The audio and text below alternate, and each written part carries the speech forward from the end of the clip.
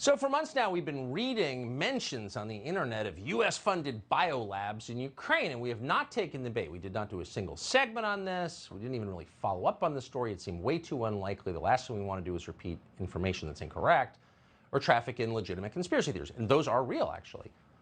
So we didn't do any story about that until the day that the Undersecretary of State, Toria Nuland, who was in charge of the war in Ukraine, told a Senate committee that actually there are U.S.-funded biolabs in Ukraine. And what's in those biolabs is so dangerous, she's terrified it'll fall into Russian hands. So that got us asking in public, what? Why is the U.S. government funding some kind of biological research in Ukraine? What is it for? We were immediately shouted down, you can't ask that question, but we can because we're American citizens. It's our money. It's being done in our name. And so we would like to know. The Biden administration, of course, didn't answer. We found out from a separate source the obvious, which is some of these are bioweapons, of course. Now we know more.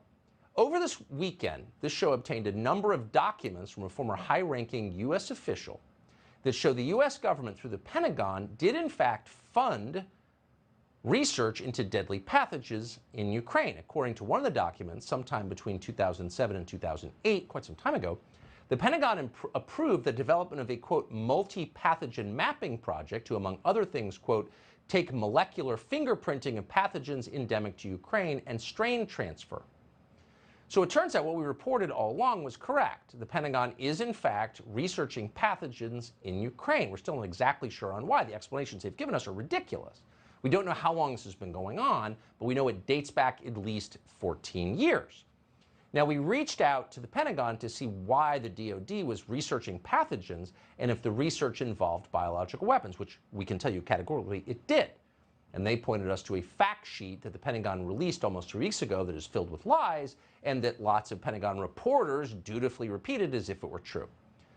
So the fact sheet tells us that since 2005, the Pentagon has spent $200 million in something called the Cooperative Threat Reduction Program in Ukraine. Now, that program supposedly is designed to dismantle Soviet-era bioweapons.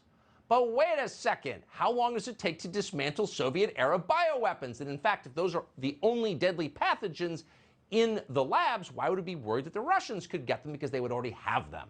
None of it made any sense at all. We should tell you that in the Pentagon's response to us, they did not deny the existence of multi-pathogen mapping that was mentioned in the memo we retained, nor did they refute the memo's existence. We also got a set of documents from the Ukrainian government. That group of documents lists 30 biolabs in Ukraine that got funding from the U.S. Pentagon.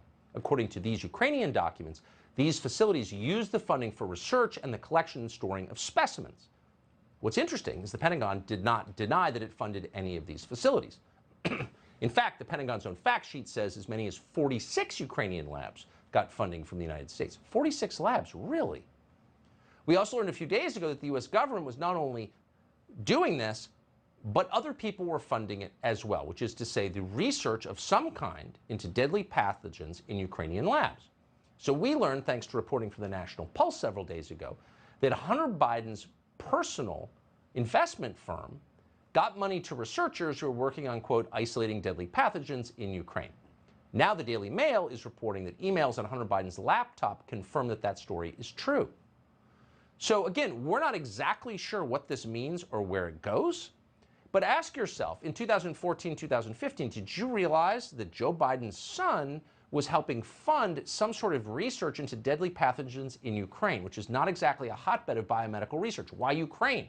Why not Germany? Why not Japan? Why not a first world country? There's clearly something going on here, and we have the right to know. Sorry, we do.